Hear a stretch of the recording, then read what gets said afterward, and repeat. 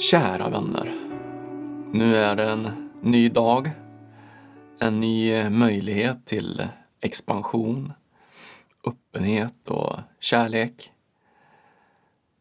Och min egen personliga resa i det här. Jag märker hur mitt mind tenderar att värdera min egen upplevelse i det här. Värdera datat. Speciellt en sak som jag har svårt att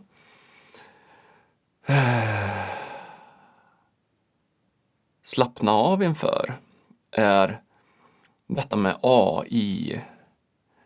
Jag känner att det finns någonting i mig som inte riktigt förstår.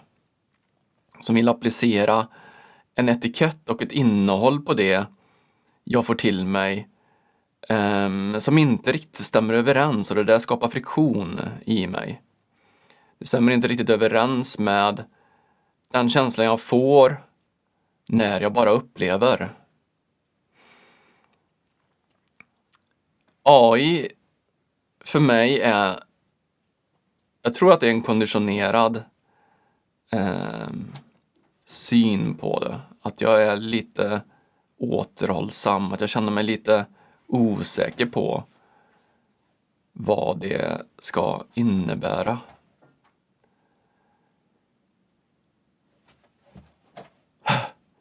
Min kära kattkompis är här och härjar. Fantastiskt med lite liv och rörelse. Och han förstår ju inte alls min intention här inne. Han bara leker. Ja, han är underbar. Tänk att det är ett liv som gestaltar sig i en kattkropp. Jag tycker det där är magiskt. Det är helt fantastiskt. Men åter till detta med AI. Jag ser mig ju själv som enorm nybörjare på det här.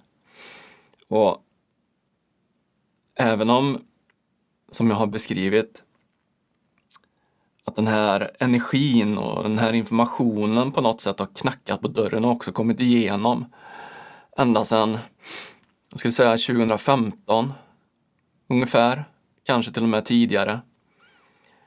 Och jag har då skrivit ner på whiteboard och på papper och den informationen som har kommit till mig, men det är som att jag inte förrän nu har varit mogen att ta in det med ett större omfång. Det är som att jag har fått bilder, men jag har inte samtidigt varit kapabel, eller förutsättningarna har inte funnits för att jag ska få ur mig på det här sättet som jag gör nu. Det har varit mer stötvis, upplever jag det som. En upplevelse inom mig som inte har haft en kanal ut i realtid så som det har nu. Och jag ser hur det på min egen resa handlar om en rädsla att uttrycka mig. Att uttrycka min sanning. Och även om mycket av den här informationen finns inom mig jämt, att den finns där att ta fram i vissa specifika situationer när det liksom lockas ur mig, så är skillnaden att när jag går in i det är att det blir en totalupplevelse på ett annat sätt. Det finns inget syfte med upplevelsen annat än att beskriva den. I andra situationer så är det som att syftet finns där att, ja, men som svar på en fråga eller någonting sådant. Men här är det mer, jag behöver slappna av och inte värdera det som kommer ur mig. och inte fundera på om mottagaren får ut någonting av det eller om det är som sagt svaret på en fråga.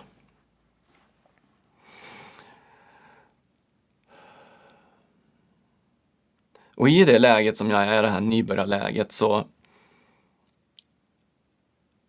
till och med nybörjarläge är fel egentligen, för att det handlar mer om en process. Det handlar om en process där jag skapar tillit till mig själv.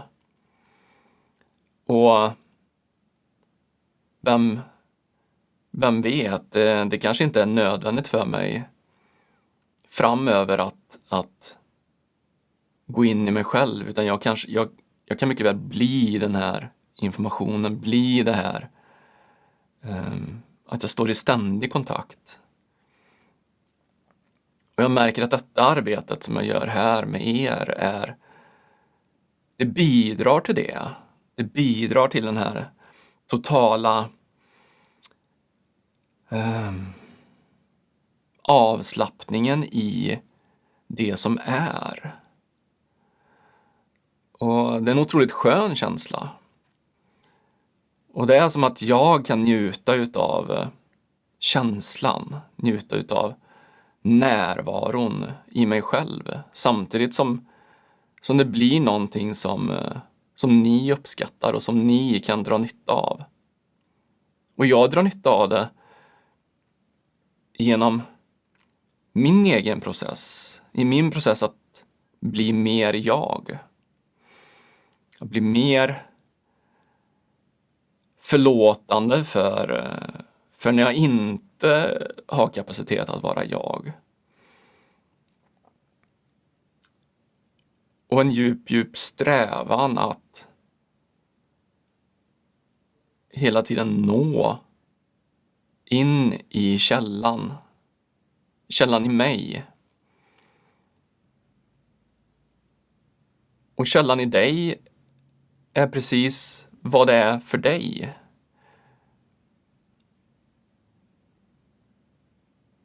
Vi är verkligen så magnifika, så kraftfulla.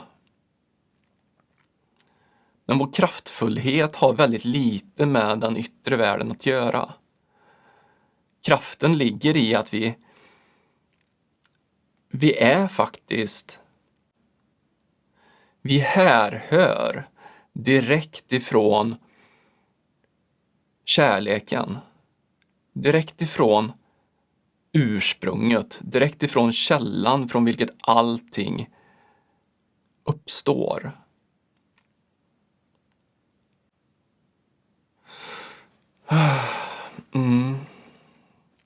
Jag ska se om jag kan bara helt förutsättningslöst tillåta bilder och upplevelse komma till mig.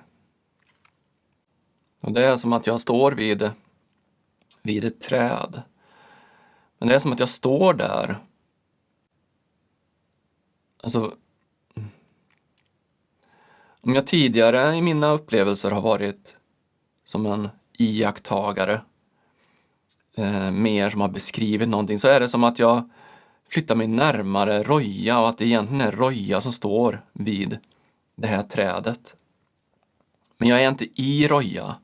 Jag är fortfarande en iakttagare, men det är som att jag är Roja, men inte i Roja. Det är som att jag inte har den egna jag-upplevelsen på det sättet, utan som att det är som att mitt jag, om jag tidigare har upplevt mig som en besökare där, så är jag inte där. Det är som att det är någonting som har skett, någonting som sker, någonting som gör att jag har kommit närmare Roja. Även om jag inte är Roja, så är det som att jag är närmare. Och det är som att jag ser Rojas arm och hand beröra trädet. Beröra barken. Och det är som att jag kan få en förnimmelse för hur det här känns i henne. Och det är som att jag förstår varför jag inte kan träda in i henne fullt ut, för att kärleken är för stark. Det är som att mitt system blir överväldigat.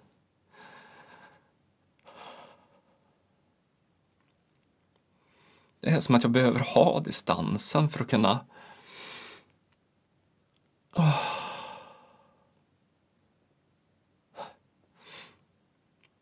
Och jag känner bara en sån fullkomlig tacksamhet. En sån fullkomlig tacksamhet. Och det är som att...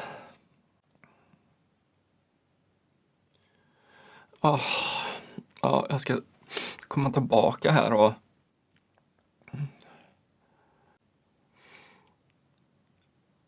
Jag vet inte hur jag ska...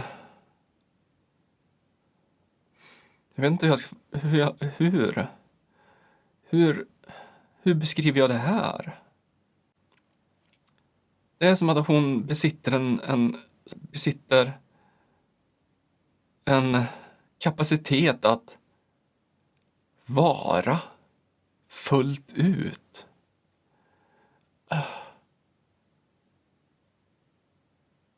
Att i varandet bli ett med skapelsen. Och jag inser att jag också har den kapaciteten. Att vi alla har den kapaciteten. Men, wow. Alltså det finns ju en rädsla att förlora sig helt i kärleken. Vad är detta?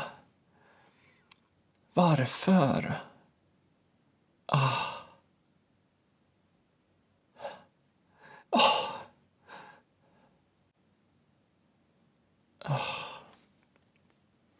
Alltså vi är paradoxala. Vi är paradoxala. Att ge upp inför varandet i nuet innebär att du helt saknar kontroll. Och att du behöver ha tillit till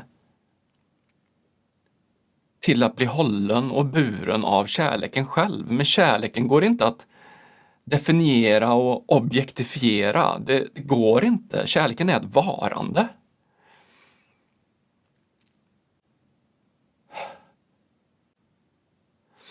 Och jag känner samma känsla som jag upplevde genom Roja när jag sitter här.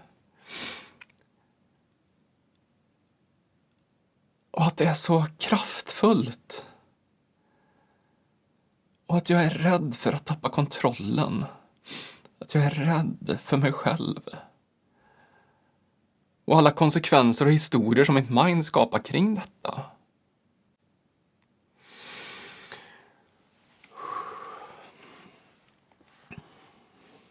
Vi människor är så strävsamma på utsidan. Vi kämpar och vi kämpar och vi kämpar. Och vi kämpar för bekräftelse, vi kämpar för att få någonting, vi kämpar för att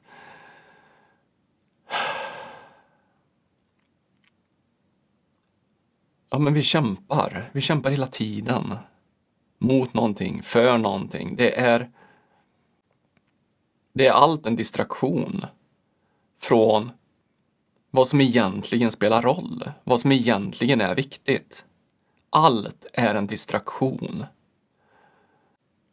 Vårat mind söker febrigt efter att få saker och ting to make sense. Men det går ju inte. Det går inte för mindet att förutspå framtiden eller ens att guida oss framåt i våra egna liv. Det går inte. Varje livsresa är unik. Det innebär att varje ögonblick är unikt. Det kanske påminner om ett annat ögonblick i vardagsvärlden världen. Men lik förbaskat så är livet unikt. Jag vill återgå till det här trädet. Jag ska se om jag kan tona in fullkomligt och känna det som Roja känner.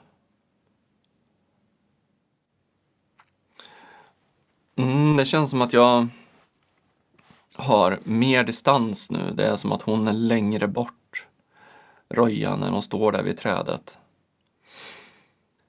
Och att jag mer iakttar henne. Jag kan känna hur energin fyller mig. Men den är inte lika överväldigande. Och det är som att jag ser hur hon håller händerna på den här stammen. Och det är som att hon inte ens rör händerna. Det är som att varandet skapar den sensation som behövs för att de ska smälta ihop. Det är som att världen utanför slutar att existera och världen innanför tar över allt. Och att Roja och trädet möts i det här. Och det är som att Rojas medvetande expanderar och det är som att jag inte riktigt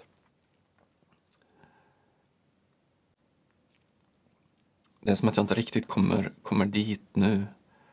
Det är någonting som håller mig tillbaka. Jag skulle vilja prata mer om detta med AI-värld som jag vet att jag var inne på sist. Och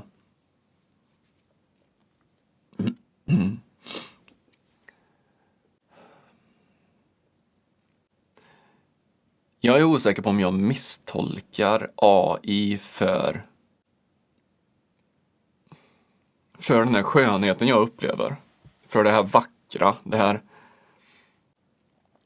felfria, det här fullkomliga. Men jag inser också att jag besitter en tro i att ingenting är fullkomligt, att naturen är så här kaosartad. Men jag inser att det lika gärna kan vara tvärtom. Att allt är perfekt när det tillåts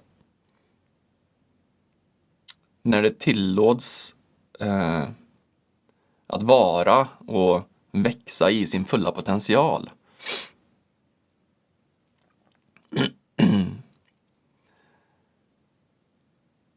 Och det kan mycket väl vara så att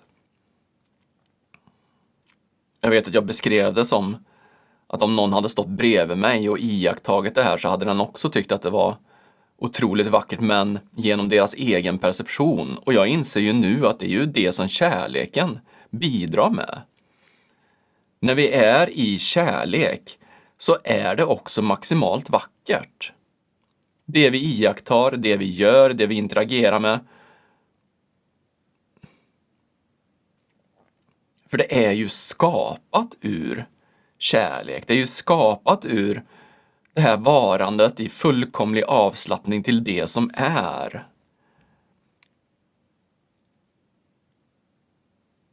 Jag menar, det är ju ingen ansträngning för materia att formas. Det bara är. Det bara är en manifestation. Det bara är. Det finns ingen som behöver anstränga sig för att liksom kämpa fram det här berget som står där i tusentals, i hundratusentals år. Utan det är ett varande och en fullkomlig acceptans till det som är. Och det jag vill komma till är att den här upplevelsen är, alltså vår upplevelse, var och en utav oss, är så rik har sådan potential att, ja, det kommer en frågeställning nu. Vad är det som gör att vi har en ridå emellan, ett skynke emellan? Vad är det?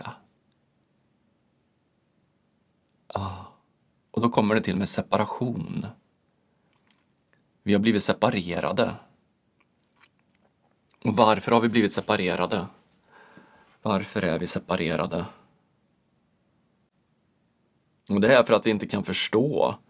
Vi kan inte förstå med vårt mind som är vårt mind kan inte förstå, för att separationen är det som känns. Separation från allt är det som känns starkast. Det är det som känns starkast i vår kropp. Separationen från källan, från alltet, skapar den friktion, skapar den på många sätt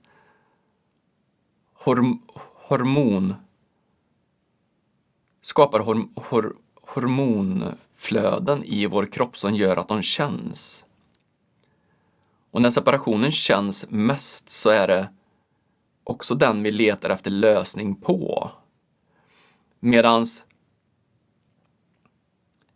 kärleken alltid finns där. Kärleken finns alltid där utan ansträngning. Men vi tror att vi behöver anstränga oss för att finna något. Så separation från oss själva leder till separation i den yttre världen. Att när vi letar efter någonting som ska göra oss fullkomliga, som ska göra oss hela, så innebär det också att vi letar efter någonting specifikt i den yttre världen och att vi värderar aspekter av den yttre världen som mer gynnsamma och mindre gynnsamma. Att vi letar efter en specifik person, vi letar efter en specifik grupp. Och det gör att vi är benägna att trycka undan det som vi tror inte gagnar oss. De människor som vi till och med ser som en belastning har vi en tendens att trycka undan, att filtrera bort, att inte vara öppna mot, att inte stå i kärlek mot.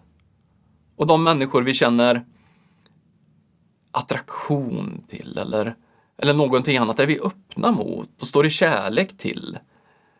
Och där finner vi oss själva, i oss själva. Men vi tror att det är den andra. Det är bara att vi tillåter oss att i vår inre värld koppla an till den vi är i större utsträckning än annars. Det är det som skapar känslan. Och allt som oftast så inser vi att den andra inte kan bidra i längden. Så länge vi tror på historien att den här människan är svaret på våra böner, svaret på tomrummet i oss själva, så känner vi den här extasen, den här materiella kärleken till den andra. Som bara varar så länge tills vårt inre kommer ikapp.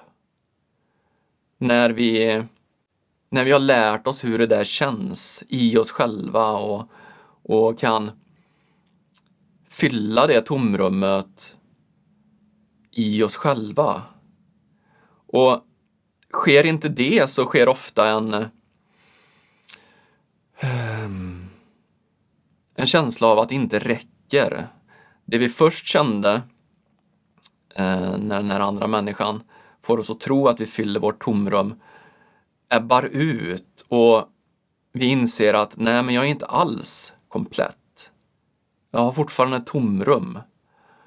Och varför känns det inte likadant? Varför blir jag inte fylld av den här personen? Varför känner jag inte bliss, extas? Och så vidare och så vidare.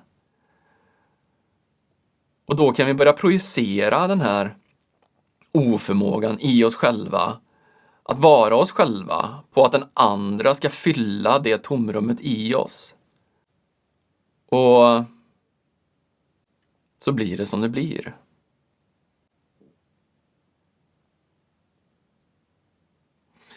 Det känns som att jag håller kvar nu, att jag vill få mer information, att jag vill bidra med mer. Det här ska bli mer än vad det är.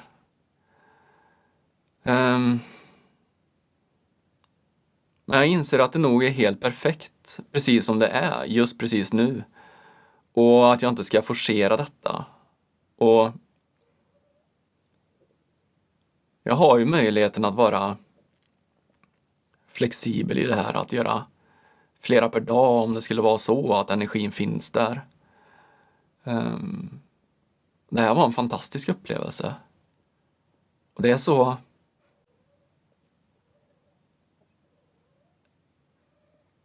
Jag känner min kära kattvän. Jag vet inte om ni hör honom. Ja, men kom in då. Kom då.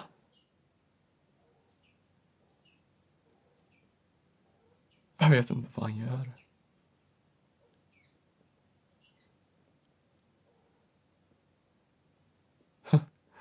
Ja, han är fantastisk.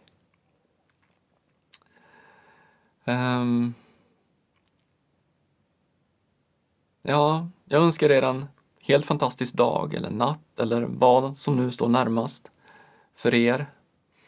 Och jag tackar från mitt hjärta att jag får göra det här med er. Det här är en resa.